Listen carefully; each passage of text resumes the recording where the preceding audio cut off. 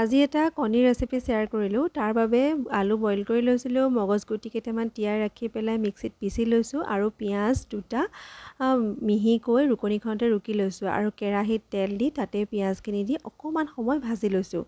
আৰু এয়া আদা নহৰু পেষ্ট দি দিছোঁ 1 চামুচ, দি পেলাই সেইখিনিও ভালদৰে ভাজি দিছোঁ আৰু তাতে হালধি দি দিছোঁ, নিমখ দি দিছোঁ, জলকীয়া গুড়া, জিৰা গুড়া, ধনিয়া গুড়া দি ধুনীয়াকৈ ভাজি লৈছোঁ। আৰু এতিয়া তাতে আলুখিনি আৰু মগজগুটিৰ পেষ্টখিনি দি পেলাই অলপ সময় ভাজি তাত পানী দি দিছোঁ। তাৰ ভিডিঅ'টো ভালদৰে কৰা নহ'লেই আৰু কিবা কাৰণত সেইখিনি ভিডিঅ' নহ'লে, আৰু তাতে গৰম মছলা অকণ দি দিছোঁ আৰু আনফালে কণীৰ অমলেট এটা বনাই লৈছোঁ।